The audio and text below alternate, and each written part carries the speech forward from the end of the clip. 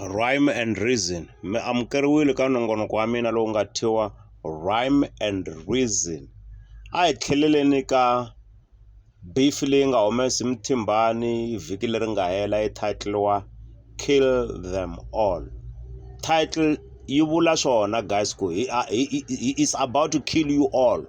So i nga ku vo n'wina mi wela ka trap ya Mthimbani ku a mi dlayetela i lava ku silence talent ya n'wina ende vo n'wina a mi le ku swi voneni.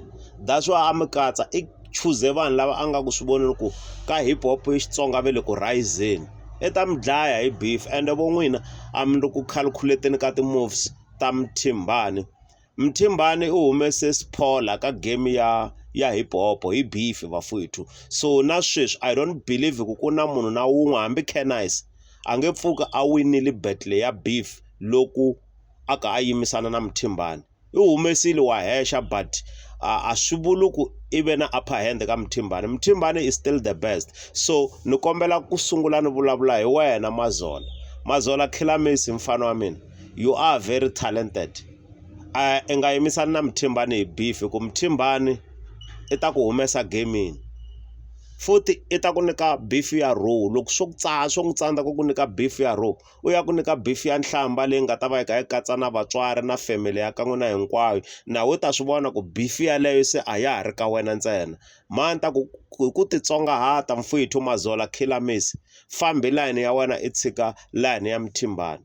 To show ku Mthimbani wa ku respecta ka track ya crush ya mina i ku featurile wena Mazola. A wu fane i ti vutisile ku loko Mthimbani a za a ku feature ka risimu ka album ya yena a ri legend like that, it means a lot. A wu fane u embrace swona ntsena i tshika foreline leyi i nga bifu hi yona yi wu kwatisa wena i nghena a studio i bifa legend Mthimbani, because mina I believe ku between wena na Mthimbani a ku na bad blood. So Mazola ni twi ngaku a wu fane i nga respondangi beef liya i yi tshikisa sweswiya i continue na music ku n'wi vo n'wina mo fika ka hip hop industry. So Mthimbani ta mi vavisa vafowethu, i ta mi eliminate no duma mi nge se duma. So a ku ri brother advice. Ni vula leswi ku na swi tiva ku Mthimbani i dlayele vo murepa vo tala career. So Mazola please mpici ya mina concentrate ka music wa wena, u repa ka mnandi hinkwaswo swa wena swi shapu. So ni kombela i huma ka beef hi ndlela music wa wena wo saseka. You still a rising star man, so concentrate ka sweswo i builda brand ya wena. I still early ku i nga bifana na Mthimbani, it is still early. So please my man ni rhandza craft ya wena and ani la ku vona eka i disappear hi mhaka ku beef yi ta ku vavisa. Misa loya hi beef a nga kahle, hi leswi a ni la ku hindzisa swona mina. Munhu un'wana ni nga n'wi bela ku swandla i Sign-Free. Sign-Free wa swi tiva ku u na vuxaka lebyinene na Mthimbani, u katsiwile ka beef song ya Kill Them All. Hi ku Sign-Free wa swi twisisa ku yena a nge le ku lweni na Mthimbani i vone swi nga ri na nkoka ku responda Kill Them All because a swi n'wi endli nchumu hikuva swi ta ku wa ha ri na vuxaka lebyinene na Mthimbani. Na le ka album leyi taku Sign-Free loko o ho lava ku release good music na Mthimbani swa ha ta kotakala. Mi ta swi vona loko Sign-Free wisheriwa birthday kumbe a birthday I think it's early this month, Mthimbani i n'wi navelerile. After loko a humesa track ya beef ya Kill Them All i navelele Sign-Free happy birthday a ku homeboy happy birthday. Okay na hindza kwalano wun'wana a nga ni tsakisi ku a nga hlamulangi leswa vulongo bya beef i Nsuku Mafaction. Nsuku sa Mafaction mfana wa mina i endle kahle ku va i pfala nomo, concentrate ka EP ya wena leyi nga ku teni. At least beef leyiwa yi ngo ku pfuna ku promota EP ya wena Japan what swi ta ku tirhela mfo i nga respond ka beef. Loko ri ku swi koteka kombela feature na Mthimbani, one feature wena na Mthimbani Nsuku i ta va i ya henhla. Hi leswi a ni lava ku swi kombisa ku Kill Them All Mthimbani i mi pfalela ka cage yin'we ku a ta dilana na n'wina one by one and i ta mi ndlela risimu ro fana na Don't Cross the Line laha a nga feature Ma7. Loko ri ku ma hi twisisa Don't Cross the Line the original and Don't Cross the Line the remix mi ta swi twisisa ku hi yona yi nga endla ku Sphola a cukumeta mike ku yena wa tshika swa vunanga bya hip hop i mhaka ya Don't Cross the Line. And loko mo languta that Don't Cross the Line the remix a yi ri na ti-various artists to tala to tani hi va Sign Free u kona ka Don't Cross the Line. So Mthimbane i ta mitlanga vafowethu mi fanele mi va careful or else mi accepta ku Mthimbane is a king of Xitsonga hip hop. Von'wina ma trapper Mthimbane a nga trap i ba the original hip hop. So I don't think n'wina mi nga lava ku bounce back hi ku bifa Mthimbane hi ku tirhisa trap. Loko mi lava ku bifa Mthimbane tirhisani line ya khale leyi vo Tupac a va yi tirhisa because that's the original one and yi nge cinci. Se n'we mi lava ku vuyisa trap ya va beef. A ndzi tshama ni vona na track ya 1 ya trap yi nga na beef. Nebo 64 ni ta hetelela hi wena. I twala kahle behind the mic kambe tsundzuka xixa hi 1 Mthimbane i khale a ri ka nsimu ya hip hop.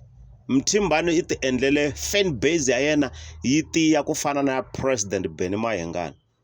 President Benny Mayengani hambi ku voka va nga bihiti tifene ta vona ti nge va jikeli. Same applies to Mthimbane. Tifene ta Mthimbane ti ta pfuka ti nga n'wi jikelanga. Wena hambi wo ba track yi twala njhani loko Mthimbane a ya yi responda hi wena nga ta twa ku bava. Languta Dahesha ya Cannice ku yi twala kahle njhani. Lyrical content yi sharp, rhyming content na ti-couplet yi right kambe Mthimbane hi ku i na upper hand ka game ya hip hop a Xitsongeni kumbe a xigazini i tama a ha ri na upper hand. That's why Dahesha ya Cannice yi khomendile for Vic ivi yi heta yindlani yi miyela mara i track leyi soundang kahle. Mara loko wo ya yingisela TTS ya Mthimbane people are still playing it because hi mhaka ya fan base. Na loko wo ya languta ti-comment ka Facebook i ta languta ku ti-fans ta Mthimbane ti outlasta ti-fans ta Cannice. So Nebo munghana mina na wena wa ha ku fika ka music industry i still early ku i nga concentrate ka swilo swa ti-beef. Dyondza ka Sphola music wa Sphola a wu ri kahle kunene vo u nga ha vhaki kaya vo Vulovedu tingoma ta Sphola ti sasekile but just because a befana na Mthimbane a n'wi silence. So guys, be careful hi Mthimbane. Mthimbane is not just an ordinary person. He's a king. He's an undisputed king of Xitsonga hip hop. Loro loko ri ku amela ku dilana na sweswo guys ma ha ta vaviseka. Mina a ku ri piece of advice ni yi tisaka ka n'wina ma ha hleketaka ku lava ku responda beef ya Mthimbane. At least ku responde 3 out of 10. N'wina va 7 ni kombela mi tshika mi nga ha respondi loko swi koteka kombela ni feature na Mthimbane mi kurisa vunanga bya hip hop byi ya amahlweni. Fresh Cortez na wena ni ri mfowethu na ku twa i le ku dzameni ka ku dodombisana na Mthimbane lyrically hikuva i tisa beef ka yena. Loko a ya vuya mi hisaliwa hi beef a no n'wi fevha ngopfu. Loko a vuya hi beef yo a yi ta tiviriviri mfowethu ku ta ri la wena ku tlhe ku rila na timembara ta family ya wena because Mthimbane loko swi ta ka beef a nga na bandari. So mani ta ku na wena ne yimanyani beef wa ku fika ka music industry i concentrate ka career ya wena because i ta yi huma career leyiwa i nge se duma no duma. So mina a ni ta ku at least na wena famba kombela feature ka Mthimbane i ku ha huwa leswiyani it's not serious because a nga na problem na n'wina mi hisa loyi a mi se tshama mo holova na yena o ndlela ku game ya Xitsonga ya hip hop yi tsakisa. Se swi tekele enhlokweni ku i ta assassinate career ya n'wina so easily hi ku mi fola ka trap ya yena ku olova ngopfu. Loro mi hisa luya ne i busy na sweswi i le ku tekeni ka nkarhi wa yena i mi prepare-la di-track ledi loko a di dropa vafowethu di ya tshova internet. Inkomu.